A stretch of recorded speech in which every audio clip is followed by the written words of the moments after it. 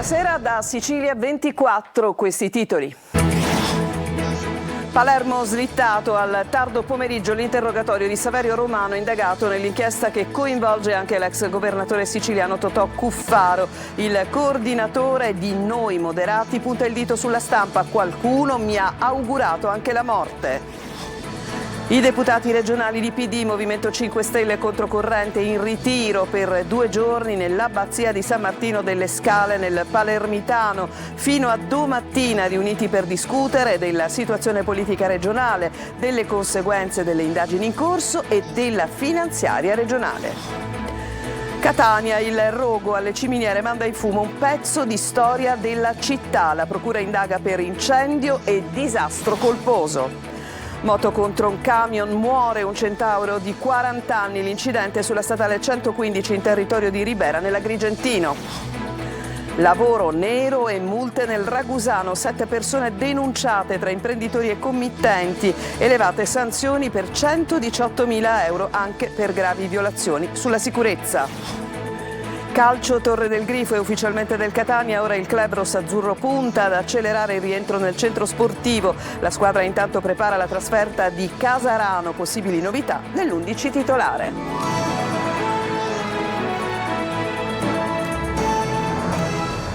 Ancora ben trovati e andiamo all'inchiesta di Palermo su sanità e appalti. Saverio Romano questa mattina giunto al Tribunale di Palermo per essere interrogato ha detto: qualcuno mi ha augurato anche la morte, puntando il dito contro la Stampa e i social. La sua è stata una lunga giornata perché l'interrogatorio è slittato al pomeriggio. Marco Gullà.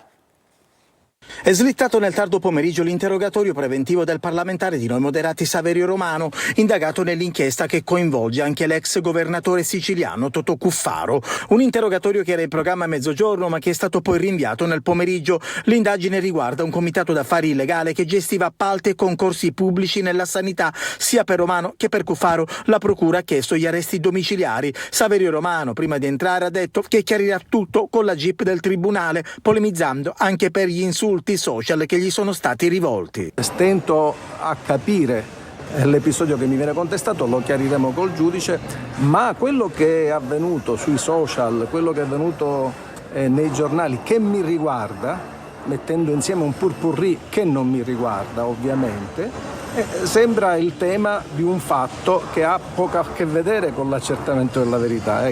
C'è qualche cosa che non funziona, perché quello che è avvenuto in questi giorni è una sentenza di condanna irrevocabile. Secondo l'accusa, sia Romano che Totò Cuffaro, che sarà interrogato domani mattina, avrebbero pilotato un appalto bandito dall'ASP di Siracusa, al cui vertice era stato piazzato, proprio su pressione di Romano, il manager Alessandro Maria Caltagirone.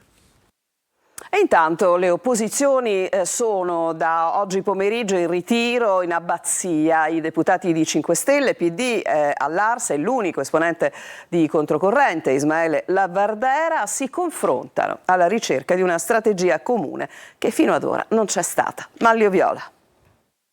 In ritiro in una abbazia lontano da tutto e da tutti. I 23 deputati dell'opposizione in Assemblea regionale siciliana sono arrivati oggi pomeriggio a San Martino delle Scale nel Palermitano, nell'abbazia nota non solo per la sua storia ma anche perché i monaci sono ormai diventati piccole star della TV con le loro ricette di una volta. I deputati del Movimento 5 Stelle, del Partito Democratico e l'unico deputato di Controcorrente, Ismaele Lavardera, si confronteranno per decidere quale sia la strada migliore per proseguire e dare forza all'azione di opposizione al governo Schifani. Coscienti di non avere voti sufficienti per una mozione di sfiducia e tantomeno per un autoscioglimento dell'Ars, dunque non potendo andare ad elezioni anticipate, i deputati si confronteranno per evitare di andare in ordine sparso come è successo nelle ultime settimane, fatte di annunci e di niente di concreto. Lontani da distrazioni si chiuderanno in convento stasera e domani mattina e alla fine della 2 giorni renderanno noto un documento con le proposte e le idee. Vogliamo offrire alla Sicilia e ai siciliani un'alternativa un'alternativa a questo modello fallimentare di governo del centrodestra, ha detto arrivando il coordinatore 5 Stelle Nuccio Di Paola, che è anche vicepresidente dell'Ars. Ma alla domanda diretta sull'eventualità di elezioni anticipate glissano tutti, lui compreso. Da stasera il confronto sarà serrato. Sul tavolo ipotesi di manifestazione di piazza, di strategie ostruzionistiche in aula, di pressione alla ricerca di franchi tiratori nella maggioranza per raccattare i 36 voti necessari per far passare qualsiasi provvedimento. Ma solo domani se ne potrà capire di più. Adesso cambiamo pagina, andiamo a Catania, l'incendio alle ciminiere, un pezzo di Catania che se ne va. Questo evento ha suscitato emozioni e ricordi in tanti catanesi, si spengono ancora gli ultimi focolai mentre si lavora per salvare il salvabili negli uffici del Polo C1 interessato dal rogo. Sentiamo Tonino De Mana. Sopralluoghi dall'alto e dal basso mentre si spengono gli ultimi focolai. L'incendio alle ciminiere è una ferita ancora aperta nel cuore di Catania e dei catanesi. 2 sale congressi da 1200 e 600 posti sono andate distrutte, con il Polo C1 inagibile ed interdetto, ad eccezione degli addetti ai lavori, nella fattispecie i vigili del fuoco o chi è preposto alle indagini. Nella zona interessata dal rogo erano in corso lavori di manutenzione straordinaria. L'incendio è partito dall'esterno del teatro, si è propagato lungo l'involucro ligneo che avvolgeva la struttura e ha aggredito la cupola, che ad un certo punto è collassata. La Procura di Catania ha aperto un'inchiesta, 2 i reati ipotizzati, incendio e disastro colposi. In attesa che la magistratura faccia il suo corso, non restano che i ricordi di chi ha lavorato in quei luoghi, di chi ha trascorso parte dell'infanzia o, andando ancora a ritroso nel tempo, di chi ha vissuto la trasformazione delle ciminiere. È una grande storia quella delle ciminiere, purtroppo anche forse dimenticata, perché addirittura tra la fine dell'Ottocento e i primi del Novecento divenne il più grande e importante polo di raffinazione industriale dello zolfo. Noi fummo catanesi esportatori, i primi esportatori nel mondo di zolfo. Addirittura c'erano degli artisti che andavano anche a disegnare queste ciminiere, queste locali. Ci sono delle incisioni molto belle. È un pezzo di storia di Catania che se ne va. Si lavora per salvare il salvabile. Le apparecchiature che vedete si trovavano negli uffici lambiti dalle fiamme. Sabato intanto riaprono i musei delle ciminiere, mentre il Christmas Town si svolgerà regolarmente. Rivendevano la droga sequestrata, maxi condanna per 2 poliziotti. Il Tribunale di Siracusa ha condannato a 27 anni di reclusione il 55enne Rosario Salemi, 55 anni appunto, e a 26 anni il 61enne Giuseppe Iacono, entrambi agenti della squadra mobile di Siracusa. Sono accusati di associazione a delinquere finalizzata al traffico di droga, detenzione e cessione di sostanze stupefacenti, corruzione, peculato e falso in atto pubblico. Determinanti le dichiarazioni di alcuni collaboratori di giustizia. I difensori hanno preannunciato il ricorso in appello. Incidente mortale questa mattina sulla statale 115 nei pressi di Secca Grande a Ribera. Siamo nel territorio dell'Agrigentino. Un motociclista di 40 anni ha perso la vita nello scontro con un camion. Sentiamo. Tragedia all'alba sulla statale 115, nei pressi del bivio per Secca Grande, nel territorio di Ribera. Un violento impatto tra una moto di grossa cilindrata ed un camion è costato la vita a Stefano Brucculeri, 40enne, sposato e padre di 2 figli. Il Centauro è morto sul colpo. L'incidente è avvenuto intorno alle 8. Sul posto sono intervenuti i sanitari del 118, ma per l'uomo non c'è stato nulla da fare. Gli agenti della polizia stradale hanno eseguito i rilievi per accertare le cause dello scontro e gestire la circolazione rimasta completamente bloccata. Traffico paralizzato per ore sulla statale, lunghe code in entrambe le direzioni e veicoli deviati sulla provinciale Ribera Montallegro. La notizia si è diffusa rapidamente in città, gettando nello sconforto amici e conoscenti. Una mattina segnata dal dolore e dallo sgomento. L'intera comunità di Ribera è sotto shock per la morte di un uomo conosciuto, stimato e profondamente legato alla sua terra. Adesso a Palermo la lite del mese di settembre tra donne, finita a colpi di pistola nel quartiere di Ballarò, porta a 3 arresti. Il tutto sarebbe nato per questioni verosimilmente sentimentali, ma sentiamo Marco Gullà. Una lite tra donne di due famiglie di parenti avvenuta lo scorso settembre a Palermo tra via Porta Sant'Agata e via Angelo Musco nel quartiere Ballarò ha portato agli arresti in carcere e domiciliari di 3 persone. In manette sono finiti Pietro Madonia, 54 anni, e Antonino Serio, di 38, nonché gli arresti domiciliari con braccialetto elettronico per Nunzio Madonia, 22 anni. Gli indagati sono accusati di pubblica intimidazione con uso di armi, porto d'armi o oggetti atti ad offendere, porto e detenzione illegale di armi da fuoco e lesioni personali. I fatti risalgono al 4 settembre scorso. La vittima, un 44enne imparentato con il 54enne e il 22enne, era finito al civico con delle ferite d'arma da fuoco a un fianco e a un braccio. Poco prima, come segnalato anche da alcuni testimoni al 112, c'era stata una sparatoria tra via Porta Sant'Agata e via Angelo Musco, dove un soggetto a bordo di uno scooter aveva esploso almeno 5 colpi contro un altro uomo. Si trattava dell'ultimo atto di una furibonda lite scaturita tra alcune donne appartenenti ai 2 nuclei familiari interessati, legata a rancori e vecchie questioni verosimilmente di natura sentimentale. Tra testimonianze e video delle telecamere di sorveglianza della zona, i carabinieri hanno ricostruito l'intera vicenda fino ad arrivare agli arresti odierni. Adesso ci spostiamo nel Ragusano, parliamo di lavoro nero e di gravi violazioni sul tema della sicurezza. Ci sono 7 persone denunciate tra imprenditori e committenti e ben 118.000 euro di sanzioni. Veronica Barbarino. 7 aziende della provincia di Ragusa sono finite nel mirino dei carabinieri del nucleo ispettorato del lavoro. L'operazione, che ha interessato cantieri edili, aziende agricole e locali della ristorazione, ha portato alla luce una realtà preoccupante: 8 lavoratori in nero su 35 e gravi violazioni delle norme di sicurezza. E ancora mancata formazione del personale, assenza di visite mediche obbligatorie e dispositivi di protezione, fino alla totale mancanza del piano operativo di sicurezza e del documento di valutazione dei rischi. Irregolarità che in 5 casi su 7 hanno portato alla sospensione immediata delle attività per evitare ulteriori rischi ai lavoratori. La linea dura adottata dai militari ha portato quindi a 7 persone denunciate tra imprenditori e committenti e 118.000 euro di sanzioni amministrative totali. I controlli dell'Arma per il contrasto del lavoro nero e le violazioni in materia di sicurezza non si fermeranno. I carabinieri infatti annunciano nuove verifiche su tutto il territorio provinciale per tutelare chi lavora onestamente e promuovere una cultura della sicurezza nei luoghi di lavoro. E adesso ci fermiamo, c'è una pausa, torniamo tra poco per parlare della fuga dei cervelli dal sud, che ha un costo davvero molto caro anche per l'isola. Tra poco.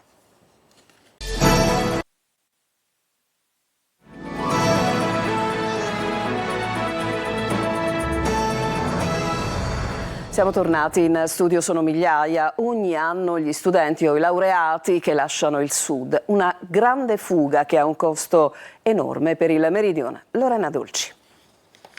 Ogni anno 134.000 studenti e 36.000 laureati abbandonano il sud per andare al centro-nord. Lo dice il Focus Censis Conf Cooperative. Una grande fuga che al mezzogiorno costa oltre 4 miliardi. Nel 2022 23.000 laureati al sud hanno scelto le regioni del centro-nord per inserirsi nel mondo del lavoro. Nel 2024 altri 13.000 sono andati all'estero. I conti sono presto fatti. Se ogni laureato rappresenta un investimento di 112.000 euro dall'asilo nido alle elementari fino alla pergamena, il totale fa una perdita di 4,1 miliardi di euro. Soldi investiti dal sud per formare una classe dirigente che poi li restituisce altrove.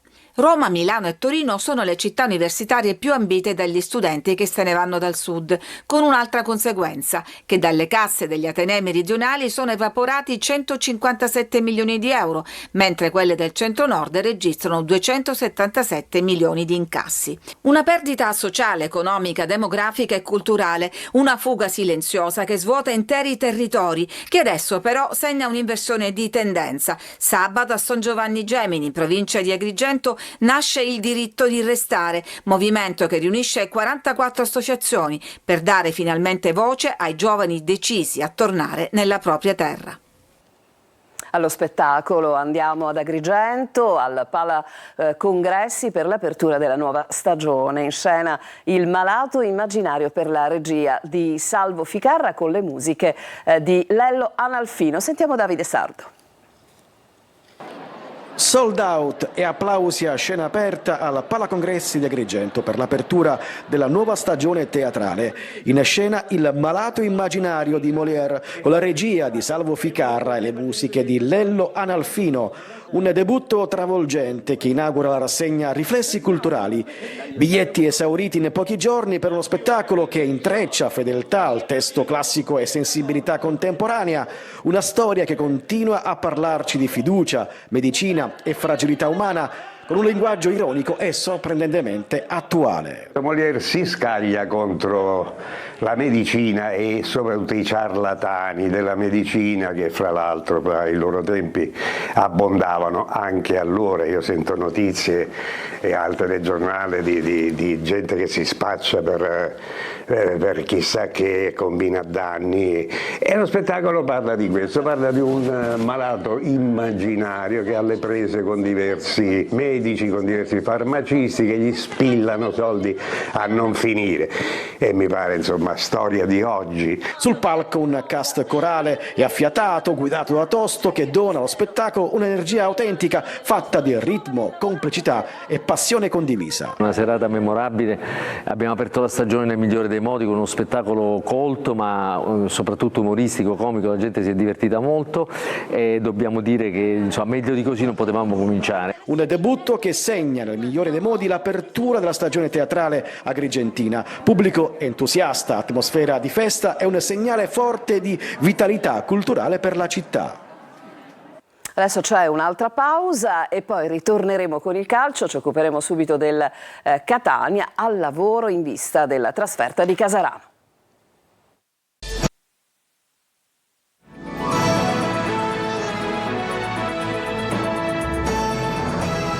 Siamo al calcio, il Catania lavora in vista della prossima trasferta, quella di Casarano, possibili cambi di formazione. Intanto, buone notizie, è arrivata la comunicazione ufficiale per Torre del Grifo. Sentiamo Marco Carli.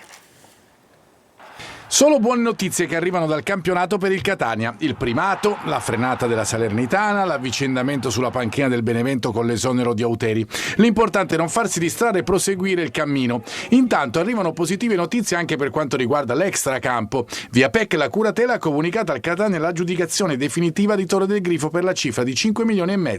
Il decreto di trasferimento prevede ora il saldo della somma, 4.900.000 euro, entro 120 giorni e il conseguente rogito notarile. Il primo passo della società etnea è chiedere alla curatela la possibilità, nelle more dell'atto di trasferimento, di lavorare per il ripristino dei campi in erba naturale. Circa 2 mesi per portare a termine gli interventi. La squadra intanto si è allenata in sede e farà invece la rifinitura in Puglia. Difesa inalterata a Casarano, qualche dubbio resta per gli altri reparti, anche in riferimento ai diffidati. Dunque soprattutto ballottaggio e centrocampo con Di Tacchi e Quaini, con 4 ammonizioni, alla quinta saranno squalificati. Ma anche davanti non è detto che Toscano lasci tutto inalterato. Da Ausilio, dopo la bella prestazione con l'Altamura, ma anche Forte e Rolfini vogliono giocarsi il posto dal primo minuto.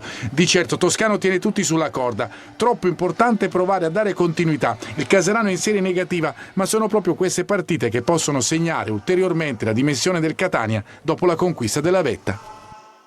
E mister Toscano oggi nel pomeriggio ha tenuto una conferenza stampa, ve ne proponiamo un brevissimo stralcio. Se oggi occupi quella posizione è perché hai lavorato per arrivare in quella posizione. Arrivarci, non dico che è facile, però ci puoi arrivare. Il rimanerci è la cosa che è più importante. Quindi noi dobbiamo continuare a lavorare come stiamo facendo per dare continuità alla nostra crescita, perché vedo la squadra che cresce settimana dopo settimana, giorno dopo giorno, sotto tutti i punti di vista. E adesso andiamo alle altre DC, Trapani e Siracusa, entrambe in un momento particolare, attese da 2 differenti trasferte in terra lucana. Sentiamo.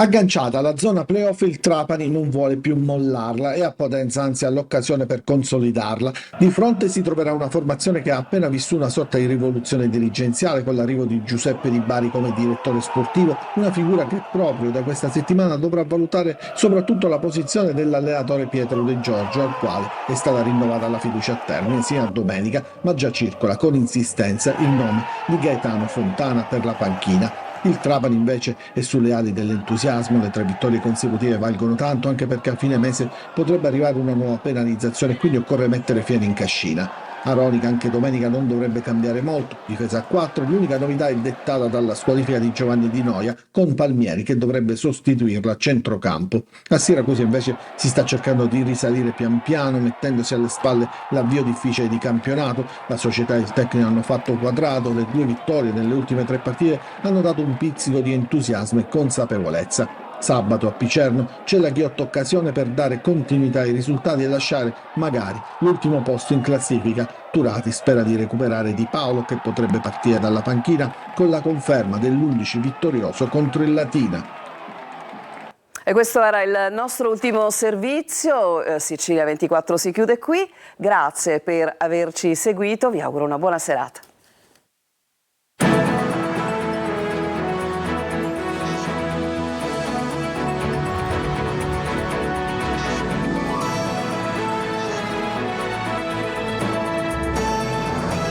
Amici